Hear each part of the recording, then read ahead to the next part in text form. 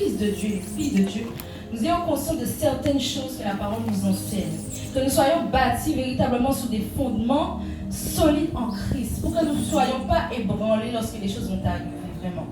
Donc vraiment, il est temps que l'Église de Christ, vraiment c'est la saison où Dieu veut vraiment l'Église dans la croissance spirituelle. Il veut vraiment, et je salue vraiment l'inspiration que l'évangéliste a eue de faire du mercredi, du vendredi, des moments d'enseignement où il est assis, il enseigne. Voilà, il se met au niveau de tout le monde, il enseigne véritablement la parole. On a droit à la parole aussi, à poser des questions, et cela permet véritablement que nous puissions grandir aussi. Parce que des fois, on peut nous enseigner, mais on ne comprend pas, on ne retient pas ce qu'on nous enseigne. Et donc c'est bien qu'on puisse poser des questions pour pouvoir grandir.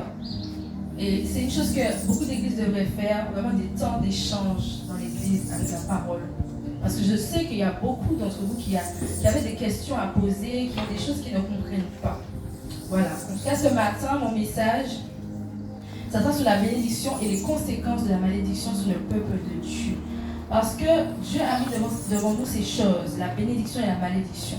Et c'est un choix que Dieu nous a donné de prendre en sachant bien les conséquences de chacun de nos actes. Parce qu'il faut savoir que chacun de nos actes peut engendrer des situations. Ce matin, je viens devant toi te prêcher cette parole avec crainte.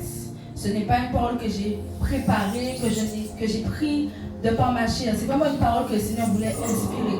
Et moi, je ne savais même pas qu'il y aurait eu tout ça aujourd'hui, mais ce matin, le Seigneur veut vraiment disposer devant nous la malédiction et la bénédiction et connaître réellement les conséquences de chacune de ces choses. Premièrement, je vais prendre la bénédiction avec vous. La Bible dit dans Proverbe 10, 22,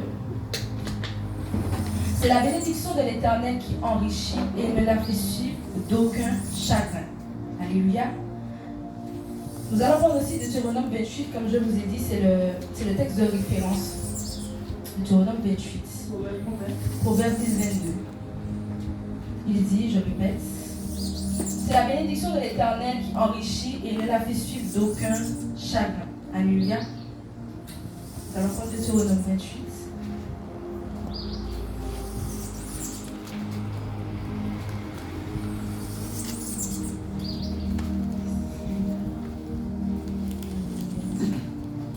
C'est un texte qu'on a déjà pris pas mal de fois ici.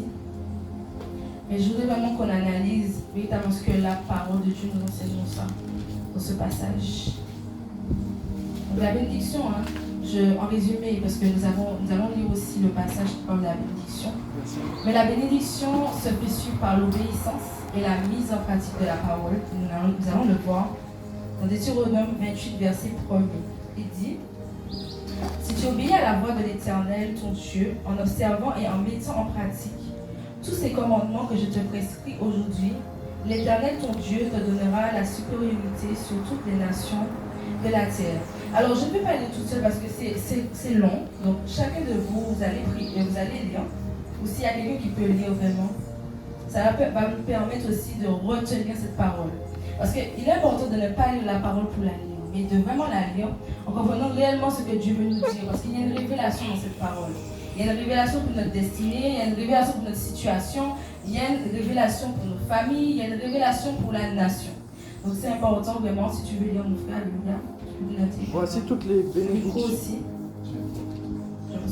On l'entend, c'est bon, ça va. Voici toutes les bénédictions qui se répandront sur toi et qui seront. C'est la même version que moi, c'est mieux parce que c'est pas la même version. Ah. Si tu obéis à la voix de l'Éternel, ton Dieu, en observant et en mettant en pratique tous ces commandements que j'ai prescrits aujourd'hui, l'Éternel, ton Dieu, te donnera la supériorité sur toutes les nations de la terre.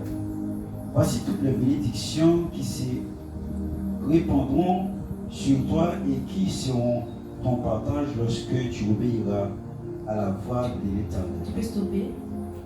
Alors là, on voit que, comme je vous ai dit, la bénédiction se fait suivre par l'obéissance. Puisqu'il dit dans le premier verset, si tu obéis à la voix de l'Éternel, ton Dieu, puis à la mise en pratique, parce qu'il dit en observant et en mettant en pratique tous ces commandements. Par la suite, nous voyons aussi les effets de la bénédiction sur l'homme. Tu peux continuer, mon frère? Okay. Tu seras béni dans la ville et tu seras béni dans le champ. Les fruits de tes entrailles, les fruits de ton sol, les fruits de tes troupeaux, les portes de ton gosse et de ton menu bétail, toutes ces choses seront bénies. Ta corbeille et ta huche seront bénies. Tu seras béni à ton arrivée et tu seras béni à ton départ. L'Éternel te donnera la victoire sur tes ennemis qui s'élèveront contre toi. Ils sortiront contre toi par un seul chemin. Excuse-moi. Alors là, nous voyons dans le verset 4, il dit, le fruit de tes entrailles, le fruit de ton sol, le fruit de tes troupeaux, les portées de ton gros et de ton menu bétail, toutes ces choses seront bénies. Donc, lorsque tu demeures dans l'obéissance et dans la mise en pratique de la parole, là, à ce moment-là, la bénédiction vient sur ta vie. La première chose que Dieu te dit à travers ce passage, à travers ce message qu'il te donne dans sa parole, il te dit que tu seras béni à travers tout ce que tu possèdes. Ça veut dire que tout ce que tu possèdes sera fertile. Puis il te dit que tu auras la victoire sous tes ennemis. Il faut que nous appliquions cette parole à nos vies, à notre vie actuelle. C'est-à-dire que il ne faut pas que nous lisons cette parole comme étant une parole appliquée dans le temps où on en parle en fait. Mais que nous puissions appliquer cette parole véritablement à notre vie actuelle. Parce que trop, c'est trop. En fait. Trop, c'est trop. Nous sommes des enfants de Dieu. Nous sommes des fils et des filles, des héritiers de la promesse. Et il n'est pas normal que, étant donné que tu es rentré dans l'alliance, que tu ne puisses pas jouir de ces bénédictions. Que tu puisses encore être dans l'attente. Ça veut dire qu'il y a quelque chose. C'est vrai que des fois, Dieu permet aussi que tu sois dans l'attente. Parce qu'il y a le désir. Je ne disconviens pas. Effectivement, il y a le désir. Mais il y a quelque chose que toi aussi tu dois faire. C'est-à-dire que tu dois t'emparer de cette bénédiction. Et si tu n'es pas encore dans cette dimension où tu cherches à rentrer dans la bénédiction que Dieu a prévue pour toi, c'est parce qu'il te manque une consécration. Il te manque quelque chose. Il faut demander à Dieu quoi. Et beaucoup d'entre nous, il y a quelque chose qu'on ne fait pas. On prie, c'est vrai, on médite la parole, mais on ne jeûne pas. Et le jeûne fait partie véritablement de la consécration. Il faut que nous ayons cette consécration de jeûne, mes frères et sœurs. Parce que Dieu ne pourra pas débloquer les dons. Parce qu'il y a des dons que Dieu va débloquer par effort de ta part. Mais quand il voit que tu es là, tu dors, tu es là sur toi-même, tu viens à l'église, oui, tu entends l'enseignement, tu pries, mais rien derrière. C'est-à-dire que quand tu rentres chez toi, il n'y a pas de véritable consécration en fait. La consécration s'arrête à l'église. Et il faut véritablement que nous soyons des hommes et des femmes qui ne se consacrent pas au sein de l'église uniquement. Parce que il disait quelque chose dans sa prière. Il ne faut pas que nous soyons hypocrites. Parce que quand on agit comme ça, on est hypocrite. Dans le sens qu'on fait bonne figure ici, on adore, on est celui qui fait les plus grandes, les plus belles prières. Mais chez nous-mêmes, il n'y a pas de consécration. Dès qu'on arrive chez nous, on est assis devant la télé, on est là. Et puis, le temps passe, il n'y a pas de méditation, il n'y a pas de prière, il n'y a pas de jeûne. Il n'y a pas de choses, il n'y a pas de discipline. Et j'ai prêché une fois la discipline ici. Je ne sais pas si vous avez retenu un peu ce que j'ai dit.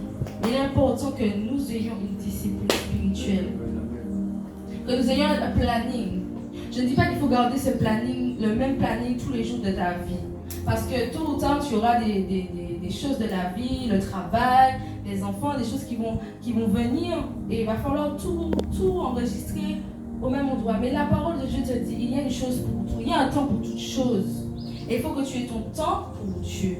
Parce que si tu ne mets pas un temps pour Dieu, la bénédiction que Dieu a dit que tu vas vivre à travers cette parole, tu ne vas pas la vivre. Ou sinon, tu vas la vivre mais en retardé. C'est-à-dire que les choses vont se retarder parce qu'il y a un manque de consécration. Parce que tu ne cherches pas cette bénédiction. Il dit plus loin, l'Éternel ordonnera à la bénédiction d'être avec toi dans tes greniers, dans toutes tes entreprises.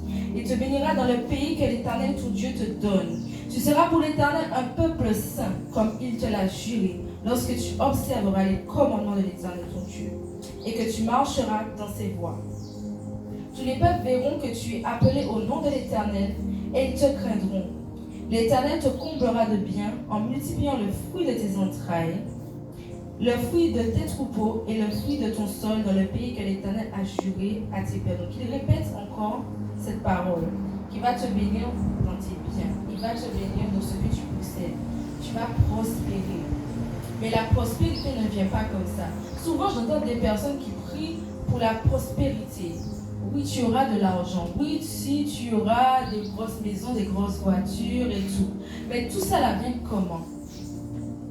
On voit des personnes des fois qui sont bénies, mais bénies d'une richesse.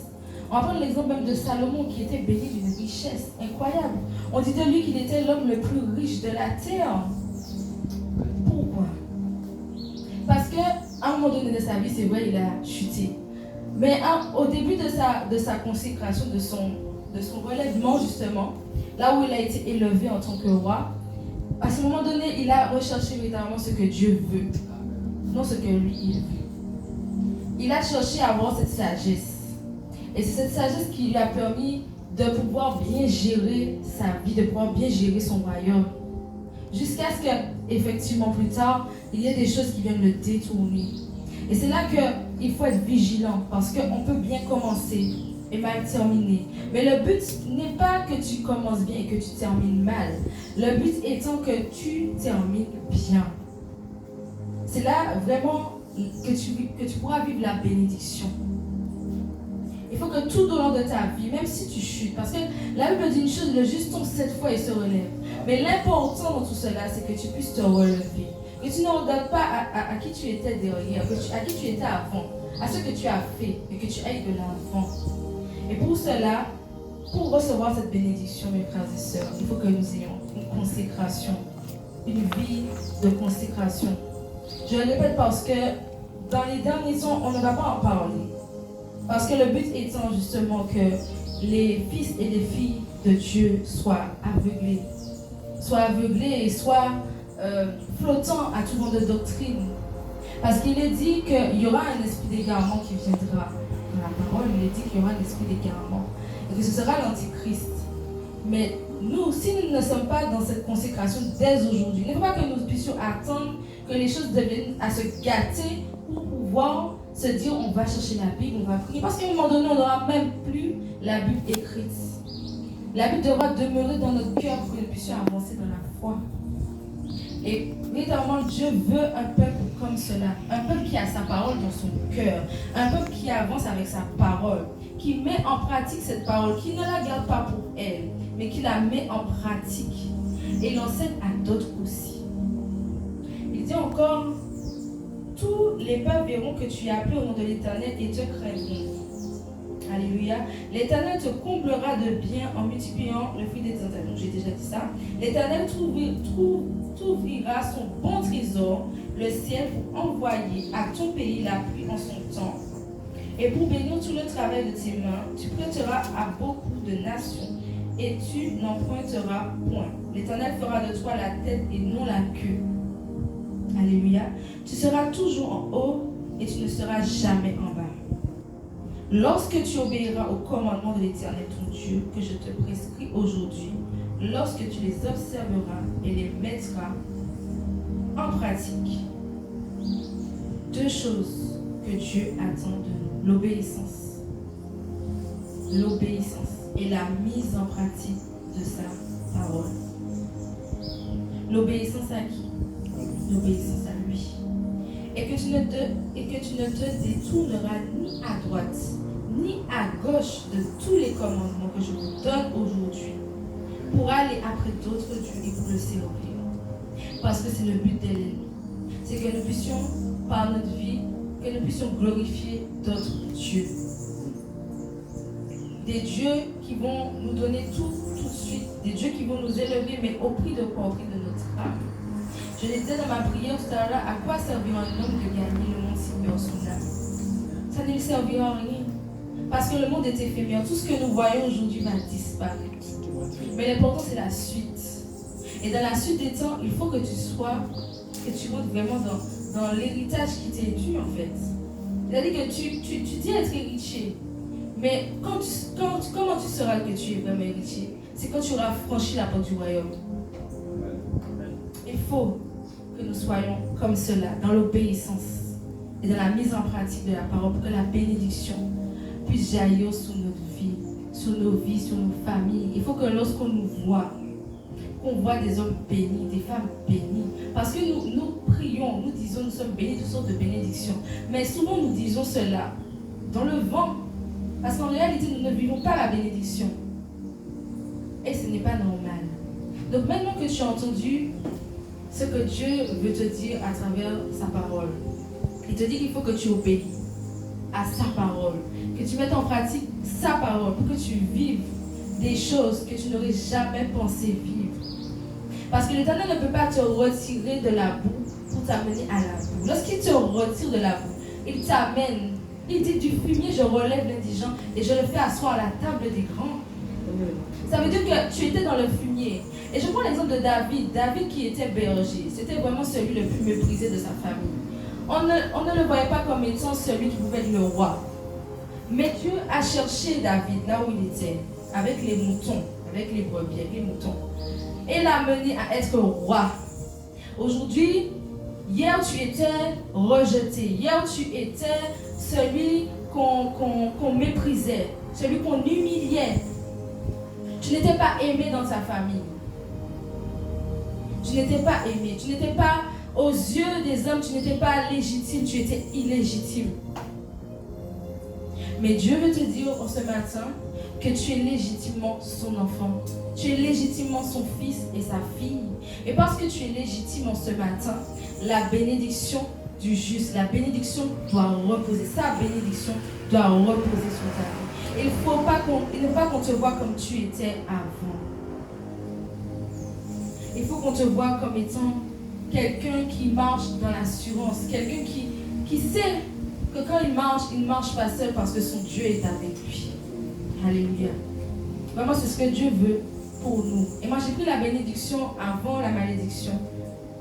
Parce que la malédiction, ce n'est qu'une conséquence de nos actes.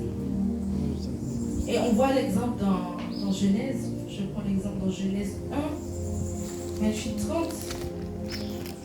Parce qu'en réalité, le premier plan de Dieu pour l'homme, c'est la bénédiction.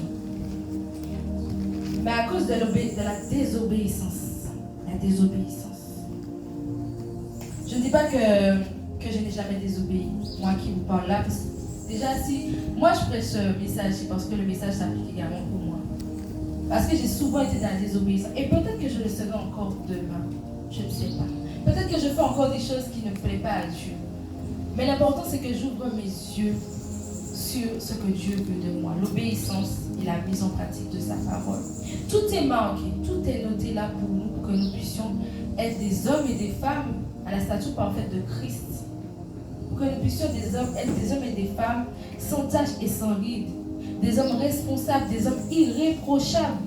Afin que lorsque Jésus revienne, il puisse retrouver en nous ce qu'il désire, ce qu'il recherche, ce pourquoi il s'est sacrifié. Parce que Jésus s'est sacrifié pour ça. Parce qu'il a cru en nous. Il a cru en nous. Satan, lorsqu'il est venu séduire Adam et Ève, surtout Ève, quand il est venu séduire Ève, puis Adam dans le jardin, il ne croyait pas, il n'est pas venu en croyant en l'homme. Il est venu lui donner les cadeaux, lui montrer qu'il pouvait tout.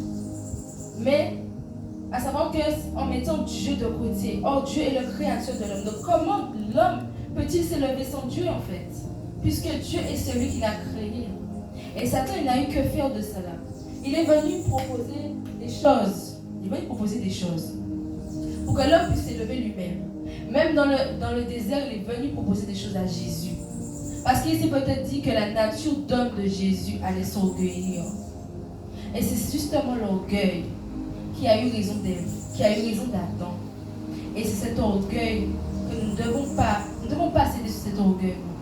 Et c'est le fléau qu'il y a au milieu du peuple de Dieu. Et je dirais dans le monde, c'est l'orgueil. C'est une chose que nous devons combattre, mes frères et sœurs. L'orgueil ne doit pas se trouver dans nos cœurs. Dieu t'a dit que tu es appelé au ministère. Attends le temps de Dieu. Ne cherche pas à vouloir t'élever toi-même. C'est Dieu qui va te démarquer. Tu es assis là, on t'a mis assis. Dieu sait pourquoi. Il y a un temps pour toutes choses.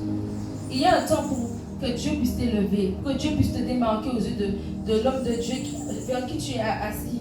justement. Il y a un temps. Il y a des choses que tu as demandé à Dieu aujourd'hui. Il ne t'a pas encore donné. Attends, ne t'orgueillis pas parce que tu vois que la sœur, elle a déjà la chose et toi tu es encore là en train d'attendre. Non. Ne t'orgueillis pas, ne jalouse pas, n'envie pas. Parce que toutes ces choses vont faire que tu vas pas hériter de Dieu, mais tu vas hériter de Satan. Et c'est pourquoi il y a beaucoup de ministères qui ne sont pas des ministères de Dieu, parce que Dieu ne les a jamais appelés à faire cela. Il y a beaucoup, et il y en aura beaucoup de ministères, parce qu'il y a eu l'orgueil. Il y a eu des hommes, il y a eu des femmes qui n'ont pas voulu écouter, qui n'ont pas voulu entendre, qui n'ont pas voulu comprendre les messages qui ont été donnés dans leur assemblée, les messages qui ont été donnés dans leur cœur. Parce que des fois, le serviteur, il va parler. Je ne discrimine pas, des fois, il se pourrait que l'homme de Dieu puisse dire des choses selon sa chair, comme il a dit. Un homme de Dieu, dans homme de Dieu, il y a homme. Et nous savons que nous sommes faits de chair. Et donc, nous pouvons parler par la chair. Donc, l'homme de Dieu, il a dit quelque chose. Maintenant, Dieu, des fois, il nous parle aussi. Et il nous dit la même chose, peut-être d'une autre manière. Mais on est tellement orgueilleux. On ne veut tellement pas donner raison qu'on se dit, Seigneur, c'est pas toi. Or, Dieu, il nous parle.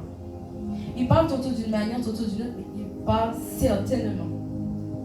Et nous allons prendre Proverbe 3, 33, juste un passage, vite fait, qui parle de la malédiction.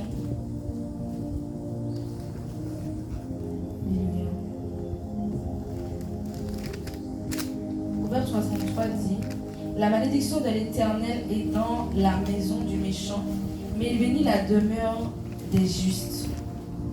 Donc nous voyons qu'en nous comportons de telle manière, dans l'orgueil, dans la jalousie, dans ces choses,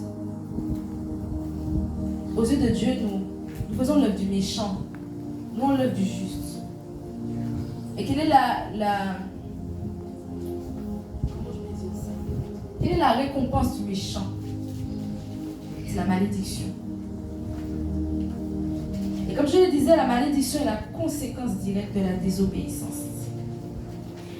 De la désobéissance de l'homme envers le plan originel de Dieu déjà établi pour sa vie.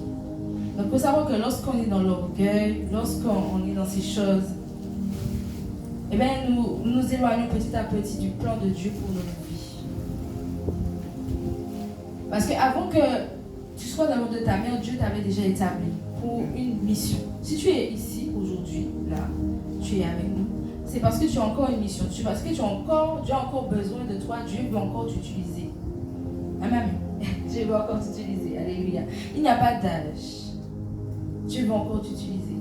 Mais dans cette utilité qu'il a mis en toi, parce que il a mis cette utilité en toi, cette mission en toi, pour toi, oui, pour ta famille, mais pour la nation sur laquelle il t'a établi. Parce que si tu es né en Martinique et pas en France, Dieu connaît toutes choses. Dieu peut t'amener en France pour le servir. Mais si Dieu t'a établi en Martinique, c'est parce que tu as une première mission en Martinique. Mais pour voir cette mission-là, il ne faut pas que tu sois dans l'orgueil. Il ne faut pas que tu sois à faire ce que ta volonté veut que tu fasses. Je disais tout à l'heure, l'homme me dit ses voix, mais c'est l'Éternel qui l'en dirige. Ce n'est pas à nous de vouloir faire le travail de Dieu à la place de Dieu. Et souvent on le fait. On veut faire à notre tête. On ne veut pas faire ce que Dieu nous dit de faire. On ne veut pas marcher selon sa volonté. Je ne vais pas prendre l'exemple de l'homme de Dieu, mais il faut savoir qu'un homme de Dieu, c'est quelqu'un qui a reçu le mandat. Un mandat pour enseigner, pour amener le troupeau à la volonté du Christ, au royaume, à la porte d'entrée du royaume. C'est ça la mission du berger, de l'homme de Dieu, du pasteur. C'est ça son appel, sa mission. Et souvent, lorsque l'homme de Dieu nous parle, ou la femme de Dieu, je dirais on n'écoute pas parce qu'on se dit c'est un homme. Il nous parle, il nous dit des choses, mais ce n'est pas Dieu. Et des fois, Dieu utilise cet homme pour nous parler, pour nous enseigner, nous amener vraiment dans sa volonté parfaite. Mais l'orgueil est tellement présente dans notre vie qu'on a du mal à discerner. Est-ce que c'est vraiment la voix de Dieu ou la voix de l'homme? Et c'est là que, par la désobéissance, la malédiction prend le contrôle sur notre vie. Je prends Deutéronome 28, à partir du verset 15. Alors, du verset 15 au verset 68, je détaille vraiment les conséquences de la malédiction. Et je vous dis franchement, il y a plus à perdre qu'à gagner avec ça. Il y a plus à perdre qu'à gagner avec la désobéissance. Avec le fait qu'on ne marche pas dans les plans de Dieu. Il y a plus à perdre. Je ne vais pas tout lire parce que c'est vraiment long. Mais je vais vraiment lire ce qui est important. Je vais lire.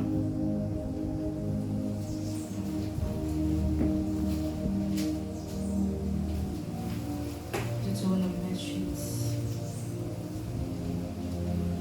Il dit, mais si tu n'obéis point à la voix de l'Éternel ton Dieu, si tu n'observes pas et ne mets pas en pratique tous ses commandements et toutes ces lois que je te prescris aujourd'hui, voici toutes les malédictions qui viendront sur toi et qui seront ton partage.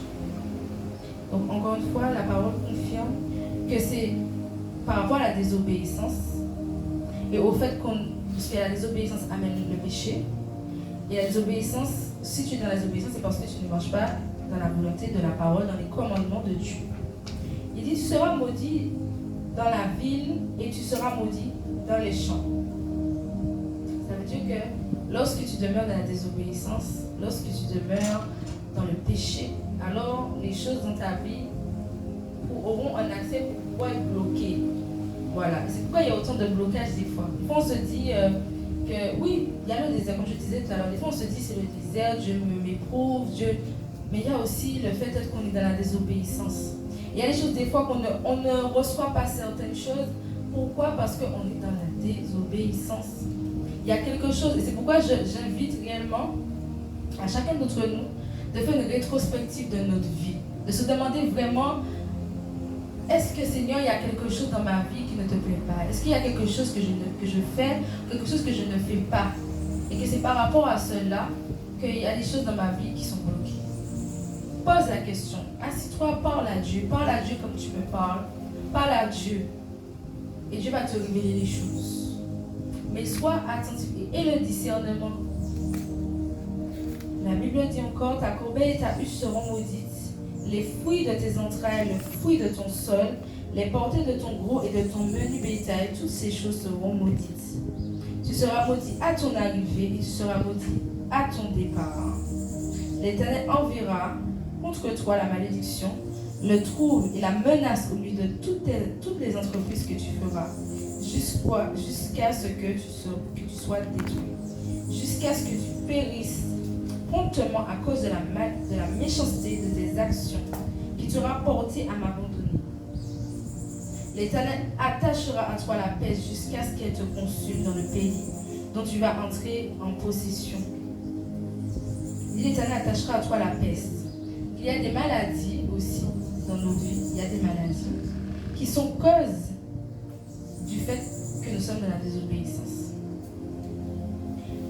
Il y a aussi des maladies qui sont là du fait, parce que je parlais tout à l'heure là, quand j'ai prié pour mon frère, je disais qu'il y a des malédictions générationnelles. Il y a des malédictions qui te suivent par rapport à ta famille. Et c'est des choses sur lesquelles tu dois prier, c'est des choses sur lesquelles tu dois prendre autorité. C'est des choses sur lesquelles, parce que si tu es rentré dans l'alliance, tu n'as pas à vivre les conséquences du péché de ta famille, les conséquences du péché de la génération qui était avant toi. Aujourd'hui, tu es rentré dans une alliance où tu ne fais plus partie, je dirais, tu fais partie encore d'une famille, de ta famille, mais tu fais partie en esprit de la famille de Christ. Et dans la famille de Christ, il n'y a pas la malédiction. Il n'y a pas ces choses qui gangrènent ton corps. Il n'y a pas ces choses qui t'empêchent de réussir. Il n'y a pas ces choses qui te bloquent dans ta vie. Il ne doit pas y avoir ces choses. Mais c'est par faute de connaissance que le peuple périt. Parce qu'on n'enseigne pas ces choses. Je vois beaucoup de séminaires où on parle de la malédiction générationnelle. On va briser, on va chasser. Mais il faut que aussi nous-mêmes, dans notre vie, nous puissions rechercher à savoir quelle est la malédiction, quelle est la chose que nos parents ont fait, quelle est la chose qui nous poursuit. Je prends l'exemple, dans notre famille, il peut y avoir des personnes, parce que le cinéma a mis à cœur vraiment de prier pour les femmes qui ont des problèmes au niveau de l'utérus, au niveau de leurs règles et tout. Parce qu'il y a des femmes qui souffrent des douleurs de règles. Or moi, je ne vais pas vous mentir, je n'ai jamais vu dans la parole que Dieu a dit que tu auras tes règles avec douleur. Simplement, il a dit, tu enfanteras avec douleur. Donc cette douleur-là n'est pas normale. Je m'explique de mon propre témoignage, parce que moi, je suis passée par là aussi. Je suis passée par là. J'avais aussi ces problèmes gynécologiques, disons. Mais je ne savais pas que dans ma famille, il y avait des choses comme ça. Et j'ai cherché, j'ai réfléchi, j'ai un peu observé les choses qui m'entourent, ce qui m'a amené à connaître l'esprit qui dominait sur les femmes de ma famille. Alors, beaucoup de femmes de ma famille ont eu des problèmes à l'utérus, des problèmes avec des kystes, pas de problèmes du sein, mais plutôt des problèmes au niveau de l'appareil pour reproduire. Voilà. Et j'ai cherché, j'ai creusé, parce que je dis Seigneur, je comprends pas. Parce que moi, j'ai eu des kystes, moi. Mon témoignage, c'est ça. C'est que Dieu m'a guéri des kystes ovariens. Le médecin m'avait dit que je n'allais jamais guérir, mais le Seigneur m'a guéri. Et vous savez à travers quoi le Seigneur m'a guéri? C'est pour ça que je disais que le jeûne, c'est très important. Pour les femmes qui souffrent de cela, le jeûne, c'est très important. À travers 3 jours de jeûne, au bout du 2e jour, le Seigneur m'a guéri. Les kystes ont disparu, ne sont plus jamais revenus. Ça fait 7 ans que je suis guérie. Normalement, si les kystes ovariens, ça revient. Normalement, ça ne part pas, ça part. Selon l'homme, ça ne part jamais. J'ai eu aussi des fibromes. On m'a dit que je n'allais pas guérir, que toutes les femmes antillaises ont des fibromes. Alors là, quand le médecin m'a dit ça, je me suis dit, comment ça? Toutes les femmes antillaises ont des fibromes. Ça, c'est un esprit. Et j'ai cherché à savoir quel était cet esprit. Cet esprit, c'est l'esprit des eaux. On en parle souvent. Et c'est des esprits qu'on a contractés lorsqu'on a eu des rapports. Parce qu'il faut savoir que lorsqu'on s'unit sexuellement avec quelqu'un, on s'unit également avec l'esprit qui domine sur sa famille.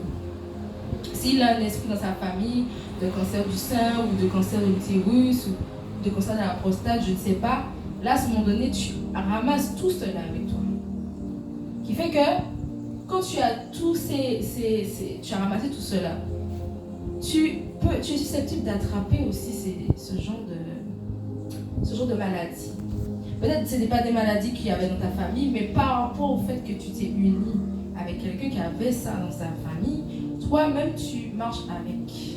Quand elle m'a dit que toutes les Antillaises ont ça, j'ai dit, au nom de Jésus, moi, je n'aurai plus ça. Une première fois, je suis à l'hôpital. Une deuxième fois, je suis à l'hôpital. Et là, le Seigneur me dit, dans mon esprit, qu'il faut chercher à connaître comment c'est rentré dans mon corps, ça. Et là, je réfléchis, je prie, je déclare. Et là, les choses remontent dans mon esprit. Il y a une sorcière qui avait dit une fois dans ma famille que les hommes de tous ceux, les femmes de ma famille, elles sont toutes mariées, mais que leurs maris ne vont pas vivre. Effectivement, dans ma famille, il y a cet esprit. Tous ceux qui se marient avec les femmes de ma famille meurent tragiquement ou, on va dire, prématurément, sans raison des fois. Et je me suis dit, mais c'est bizarre. Est-ce que c'est une malédiction prononcée par la sorcière? En vérité, ce n'était pas vraiment une parole prononcée par elle, mais c'est quelque chose qu'elle avait dit, en fait, elle avait dit. Et moi, j'ai continué à chercher, continué à réfléchir sur ça. Et le Seigneur me donne dans mon esprit qu'il y a quelqu'un dans ma famille qui a fait une alliance, un pacte avec le diable, voilà, qui a fait un pacte avec le diable, avec l'esprit d'Asmodée. Et plus loin, lorsque j'ai cherché vraiment ce que l'esprit d'Asmodée fait, le démon Asmodée, parce que c'est pas un esprit, c'est un démon, c'est un ange déchu déjà. Et bien, le démon Asmodée, ce qu'il fait, il tue les maris des femmes. Il tue les maris des femmes et il met des fibromes, il met des kystes, il met toutes sortes de choses dans ton corps. Et cela fait que certaines femmes de ma famille, malheureusement, sont décédées à cause de de ces soucis gynécologiques qui ne sont pas venus là parce que c'est une maladie comme on veut nous faire croire, parce que c'est par rapport au truc qu'on a mangé, le truc qu'on a bu. Non, ça vient véritablement d'un esprit, d'un démon puissant. Et si on n'est pas puissant dans la prière, ce démon-là nous fait... Ce démon-là nous tue. Il nous tue parce que lorsque tu as le cancer, de toute manière, à un moment donné, tu ne vas plus. Tu vas mourir en fait. Et Dieu m'a donné à prendre le plein contrôle sur cet esprit, à prier, à déclarer. Je vous dis, les fibromes sont partis. Parce que je suis restée pendant des jours et des jours. Je saignais, j'avais des douleurs. Et le Seigneur vraiment m'a donné vraiment cette autorité pour pouvoir briser ça. Et il vous l'a donné aussi pour briser la malédiction qui repose sur ta famille. Donc il est important de chercher. C'était mon petit témoignage, mais il est important de chercher à connaître quelle est la malédiction qui repose sur ta famille. Quelle est la chose que ton arrière a fait, a déclaré, même sur toi, parce qu'il ne te connaissait pas, mais il a déclaré sur ta génération. Et il est important que quand tu rentres dans cette alliance, que tu ne puisses plus vivre ces choses. Mais comment ne plus vivre ces choses? C'est en priant, c'est en déclarant, c'est en te consacrant réellement. Parce que je prends l'exemple encore. Tu es rentré dans l'alliance, mais tu demeures dans le péché. Tu demeures dans la fornication. Et tu as cet esprit qui est dans ta famille. Cet esprit qui t'attaque dans tes appareils reproductifs. Eh bien alors, cet esprit va croître. Parce que tu lui donnes en force. Puisque tu demeures dans le péché. Tu ne demeures pas dans la sainteté, de la sanctification. Tu lui donnes en force. Et ce matin, je vais vraiment prier. Après, lorsque j'aurai fini, je vais vraiment prier pour les femmes ici présentes. Parce que je sais qu'il y en a qui souffrent de douleurs de règles, qui ont des kystes, qui ont des problèmes gynécologiques. Parce que tu es rentré dans l'alliance là ce matin. Tu es rentré dans l'alliance lorsque tu as donné ta vie à Christ. Tu ne dois plus vivre ces choses. Le médecin ne doit plus te dire, madame, tu as des kystes, madame, tu ne vas jamais guérir. Non. Il faut refuser ces paroles aussi. Parce que ces paroles aussi, c'est des malédictions. Donc ça appuie déjà la malédiction qui repose sur ta vie. Puisque l'homme déclare également que tu ne vas jamais guérir. Moi, lorsqu'on m'a dit ça, j'ai dit, madame, c'est pas vrai. Vous me dites n'importe quoi. Moi, non. Je vais guérir. Je vais guérir. Elle m'a pris pour une folle. Mais elle a vu que j'ai guéri. Quand je suis venue vers elle pour lui montrer les analyses, elle-même était choquée. Elle-même, elle était surprise. Bon, elle n'a pas donné sa vie à Christ, mais elle était surprise. Et je pense qu'elle peut le témoigner un jour que je suis venue et je lui ai dit, elle a vu les analyses, tout était correct. Et jusqu'à présent, elle peut vouloir essayer de me suivre, il n'y aura rien, il n'y aura jamais rien. Parce que j'ai brisé cette malédiction dans ma famille. Et il faut briser cette malédiction. Alors, je suis partie sur le fait de briser la malédiction. Mais ce que moi, je voulais mettre en lumière ce matin, c'était surtout les conséquences de la malédiction dans notre vie. Lorsque nous ne mettons pas la parole de Dieu en pratique. Lorsque nous ne marchons pas selon la volonté parfaite de Dieu. Je vous invite aussi à lire tout le passage de Deutéronome 28. Oui, on lit également la bénédiction et les conséquences de la malédiction. Et là, à ce moment donné, vous allez vous rendre compte que... Alléluia, ma soeur, est-ce que je peux baisser mon téléphone?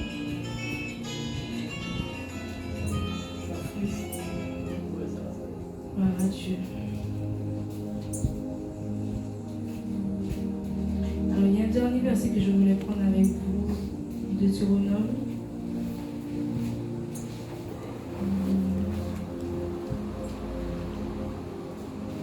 Alors justement, après le verset où il dit, il attachera à toi la peste. Il dit, l'Éternel te frappera de langueur, de fièvre, d'inflammation, de chaleur brûlante, de dessèchement, de jaunisse et de congrès qui te poursuivront jusqu'à ce que tu périsses. Ça, c'est des fléaux. Et c'est parfois des choses qui nous arrivent. Parce que nous ne demeurons pas dans l'obéissance. Dans Deutéronome, alors c'était 22.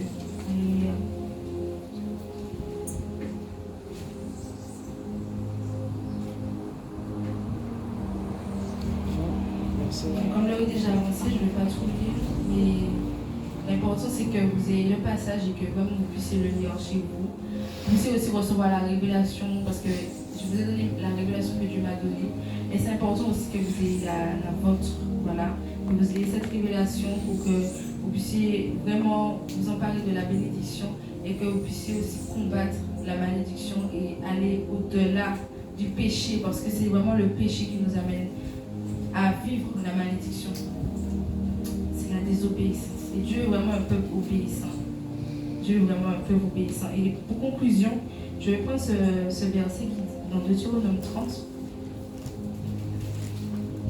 Je pense que je vais revenir sur la malédiction et sur la bénédiction en tant qu'étude, parce qu'il faut vraiment décortiquer tout le passage. Et c'est bon de savoir comment Dieu nous aime, parce que je me dis, en donnant ce chapitre, en donnant cette parole, Dieu, il nous aime réellement. Il ne faut pas qu'on voit Dieu comme quelqu'un qui est tyrannique, quelqu'un qui châtie à longueur de journée. Donc, il nous aime, et c'est pourquoi il nous fait savoir qu'en ne marchant pas selon ses voies, eh bien, alors nous allons vivre toutes ces choses. Et je crois que, étant donné que tu as choisi la bonne part, tu as choisi Christ, ce n'est pas pour que tu puisses souffrir comme tu as souffert dans le monde, mais pour que tu puisses prendre part vraiment à la joie qu'est de donner sa vie à Christ, qu'est de vivre dans la présence de Dieu. Deutéronome 30, verset 19. En conclusion, la parole de Dieu déclare: j'en prends aujourd'hui à témoin contre vous le ciel et la terre. J'ai mis devant toi la vie et la mort, la bénédiction et la malédiction. Choisis la vie, afin que tu vives, toi et ta postérité. Alléluia. Donc aujourd'hui, nous avons entendu comment vivre la bénédiction, comment entrer dans la bénédiction, et qu'est-ce que la bénédiction de Dieu aussi. Mais nous avons aussi entendu les conséquences de la malédiction, ce qui peut nous amener à vivre la malédiction. Nous avons entendu les deux. La Bible dit dans Proverbe, je crois Proverbe 18, la mort et la vie sont au pouvoir de la langue. Vos mots aussi, vos actions peuvent peser dans votre salut, peuvent peser sur votre consécration, peuvent peser dans votre vie, dans votre futur. Ça peut peser sur tout. Donc, de là aussi, oui, je crois 18, 21, je ne suis pas sûre. Donc vraiment, faisons attention aussi à ce que nous proclamons dans notre bouche. Des fois, j'entends des personnes dire ma maladie. Ce n'est pas ta maladie. Dieu ne t'a pas créé avec des maladies. Dieu t'a créé en bonne santé. Parce que sur toi, il avait déjà mis sa bénédiction. Mais c'est par le péché parce que tu es né dans le péché de tes pères que tu as hérité de ces choses. Mais là, toi, à ce moment donné, puisque tu es rentré dans l'alliance, là, à ce moment donné, tu dois t'emparer de ta guérison. Tu dois t'emparer de la bénédiction. C'est ce que Dieu veut. Il ne veut pas qu'on se lamente à dire ma maladie, mon problème. Ce n'est pas ton problème. Remets ton problème à Jésus. Remets cette maladie à Jésus. Parce que Jésus a donné sa vie pour que les actes et les ordonnances qui te condamnaient ne te condamnent plus. Il dit pour l'amour de Dieu, tes péchés sont effacés. Donc tu n'as plus à te reposer sur ce que tu vis comme souffrance. Remets tes souffrances à Christ et proclame, prie, cherche cette vie de consécration pour que vraiment tu puisses vivre dans la prospérité, pour que tu puisses vivre dans la joie, pour que tu puisses vivre dans la bénédiction, pour que lorsqu'on te voit, on voit quelqu'un d'heureux, quelqu'un dans la joie. Quelqu'un dans la joie. Il faut qu'on voit la joie sur toi, il faut qu'on voit la lumière. On ne peut pas être des chrétiens et notre visage est fermé, notre visage est attristé, abattu. On est mal en point. Non, relève ta tête. Relève ta tête et marche. Accomplis la mission que Dieu t'a appris à faire. Allez par tout le monde prêcher la bonne nouvelle à toute la création. Faites des disciples des nations. Allez baptiser. Allez prêcher. Allez évangéliser. Allez parler de Jésus avec hardiesse. J'aime tellement cet homme, Étienne. Il est mort d'une façon tragique. Mais au moment où il prêchait, je suis sûre et certaine qu'il était dans la joie. Il a accepté sa mort d'une manière parce qu'il était dans la joie. Il savait qu'il serait avec son Dieu.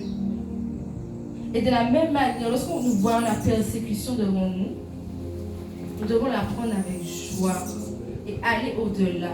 Parce qu'il ne s'est pas dit j'arrête de prêcher la parole parce qu'on est en train de me lapider. Il a continué jusqu'à son dernier souffle. Du mieux que tu peux, ne lâche pas la main du Seigneur parce que tu vois les persécutions devant toi. Ne lâche pas la main de Dieu parce que tu vois que les choses ne coopèrent pas avec ce que tu as reçu. Non, va au-delà. Cherche véritablement cette bénédiction. Parce qu'elle est là, la bénédiction. J'aime à dire, moi je dis souvent, et c'est ce qui m'aide aussi à affronter les épreuves. Derrière chaque épreuve, il y a une bénédiction. Ça, c'est ma devise. Derrière chaque épreuve, il y a une bénédiction.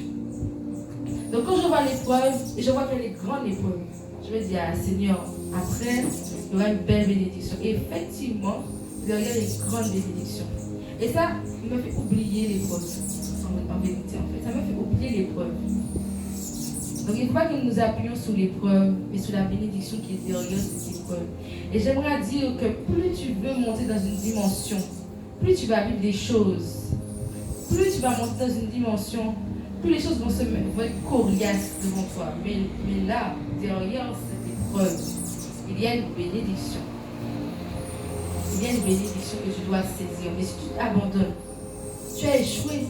Dieu ne peut pas disposer devant toi la bénédiction qu'il a voulu. Et c'est pourquoi il y a beaucoup d'entre nous, nous ratons les bénédictions. On se dit, Seigneur, j'ai prié, j'ai demandé à Dieu, mais Dieu n'a pas encore donné. Des fois, il a déjà disposé devant toi. Mais le problème, c'est que tu n'as pas su saisir l'opportunité. Tu n'as pas su saisir dans l'épreuve, dans la tempête. Je sais que je parle à quelqu'un ce matin, alléluia. Parce que toute la gloire revienne au Seigneur Jésus. Que la bénédiction soit réellement notre parentage. Que nous puissions briser les liens de la malédiction qui repose sur nos familles. Parce que c'est notre mission. C'est notre mission. Pour nous qui sommes déjà dans l'alliance, nous devons briser ces malédictions sur nos vies. Nous devons mettre nos familles dans nos prières. Nous devons, lorsque nous prions, intercéder pour eux. Intercéder pour les générations qu'on ne connaît pas aussi. Afin qu'eux aussi puissent rentrer dans l'alliance. Parce que ce qui rend captifs, nos frères, nos sœurs, c'est la malédiction. Ce qui les rend captifs, c'est ça. Ce qui les empêche de rentrer dans l'alliance. Des fois, on use de paroles, on leur prêche la parole, mais on ne va pas en profondeur. On ne va pas chercher le pourquoi du comment il est de telle et telle manière. Qu'est-ce qu'il a vécu? Quelle est la souffrance? Quelle est la chose qui a été proclamée dans sa vie? Moi, après ça, j'ai posé beaucoup de questions à ma mère, à mon père, pour savoir un peu leur passé. Pourquoi ils m'ont éduqué d'une telle et telle manière, et l'autre d'une telle et telle manière, pour comprendre pourquoi du comment. Et je vous dis, il y a beaucoup de choses que nous héritons de nos parents. C'est bien dommage, mais par la grâce de Dieu, Dieu nous permet d'hériter de lui et de déposer toutes ces choses que nous avons héritées de nos parents. Parce que lorsque nous héritons des choses de nos parents, nous l'amenons aussi dans nos enfants. Parce que plus tard, nous éduquons nos enfants de la même manière. Et nos enfants vont éduquer. Donc la chose, elle va se poursuivre. Et elle ne doit pas se poursuivre. Elle doit s'arrêter dès lors que tu as fait alliance avec Christ. Donc voilà, c'était mon message de ce matin. Vraiment que toute la gloire revienne.